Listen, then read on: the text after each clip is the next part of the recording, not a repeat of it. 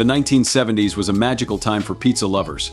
It was an era when pizza was more than just a meal, it was an experience shared with friends and family. Often at beloved local restaurants that served up delicious pies and warm memories. Although many of these iconic pizza places have since closed their doors, their legacy lives on in our hearts. Join us on a journey through the past as we revisit 7 pizza restaurants of the 1970s that are no longer with us. Number 7. Shakies Pizza.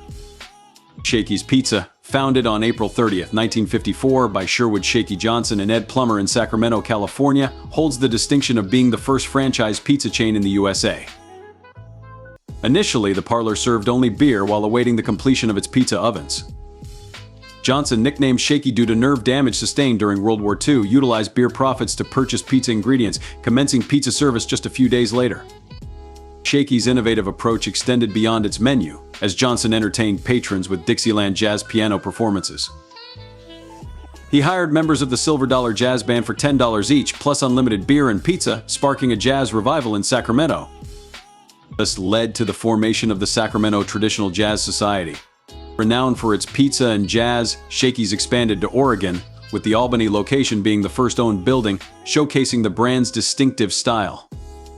For 3 decades, Shaky's delighted pizza enthusiasts worldwide. A unique feature of Shaky's menus until the early 1970s was the inclusion of classic barbershop lyrics, encouraging customer sing-alongs. Although Shaky's still operates internationally, its widespread presence in the 1970s has diminished due to shifting market conditions, increased competition, and changing consumer preferences, impacting sales and profitability. Number 6. Godfathers Pizza. Godfathers Pizza, launched in 1973 in Omaha, Nebraska, was a standout in pizza lore. According to the National Restaurant Association, by the late 1970s, it was the fastest-growing restaurant, boasting nearly 1,000 locations nationwide. However, the tale turned in 1985 when Pillsbury acquired the company, prompting Thiessen's retreat from active management and a shift in headquarters to Southern California, later returning to Omaha. Herman Cain and Ronald B. Garland then took charge, engineering a buyout of the early 1990s for around $100 million. Right now you can get one of my large Godfather's pizzas for the price of a medium. No coupons, just say a pizza you can't refuse when you order and get a large for the price of a medium. Under Cain's leadership, Godfather's Pizza made difficult decisions, including closing approximately 200 restaurants. While this resulted in job losses, it restored the company's profitability. By 2007, Godfather's Pizza had 453 locations across the U.S. Today, though it has scaled back, the chain continues to operate, maintaining its legacy from the 1970s pizza scene. Number 5. Mr. Gotti's Pizza.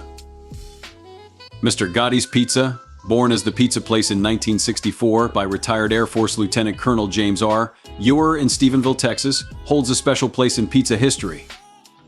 Renamed Mr. Gotti's Pizza in Austin after Ewer's wife's maiden name, the chain grew into a beloved institution by the 1980s. Families flocked to enjoy delicious pizza, game rooms, and buffet bars, creating a fun atmosphere where kids could play arcade games while parents relaxed. The chain's innovative approach extended to Gotti Land, a family-friendly haven featuring bumper cars and expanded gaming areas. However, as time passed, Mr. Gotti's Pizza faced challenges, including changes in ownership.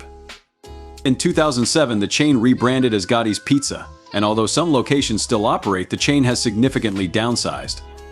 Some locations now operate under the Gotti Town banner, emphasizing family entertainment with larger spaces and dedicated gaming areas. Despite the changes, the memories of Mr. Gotti's Pizza from the 1970s endure, a testament to its impact on the pizza industry and the hearts of those who grew up with it. Number 4. Pistol Pete's Pizza. Pistol Pete's Pizza, founded by Pete Zadranik in 1958 in Tulsa, Oklahoma, was an iconic pizza chain of the 1970s. At its peak, it boasted over 100 locations, serving up delicious pies to fans across the region. However, as the 1980s dawned, the pizza landscape shifted and Pistol Pete struggled to adapt. Despite its efforts, the chain couldn't keep pace with changing consumer preferences and increased competition. In 1995, Peter Piper Pizza, another popular pizza chain founded by Anthony Tony Cavallo in 1973 in Glendale, Arizona, acquired Pistol Pete's Pizza. The move allowed Peter Piper Pizza to expand its reach, absorbing Pistol Pete's locations and blending them with its own. Although the merger seemed like a promising solution, it ultimately couldn't save Pistol Pete's. By the early 2000s, the last remaining Pistol Pete's pizza location closed its doors, marking the end of an era. Pistol Pete's Pizza may be gone, but its legacy lives on as a nostalgic reminder of a bygone era in the pizza industry. Number 3. Round Table Pizza. Round Table Pizza, a famous pizza place, was born in 1959 and became a hit on the West Coast. Bill Larson from California started it with a single shop in Menlo Park, California. Larson wanted families to come together and enjoy pizza with top-notch ingredients and traditional recipes. The restaurant had a cool theme, like something from the Middle Ages. Pictured knights, round tables, and pizzas loaded with yummy toppings. By the 1980s, Round Table Pizza was a giant, winning over families all across the western United States. Sausage and fresh Roma tomatoes and garlic. It's a meat lover's dream, because all the steak comes from tasty cow. Even though Round Table Pizza now has more than 400 places, its glory days in the 1970s are fondly remembered. So when you munch on a slice, remember the legacy of Round Table Pizza, a place where pizza dreams come true. Number 2. Pizza Inn. Pizza Inn, a pizza place loved by many, began its journey in 1958 when two brothers from Texas, F.J. Joe and R.L. Spillman, opened their first restaurant in Dallas. They aimed to offer great pizza along with friendly service, and they succeeded.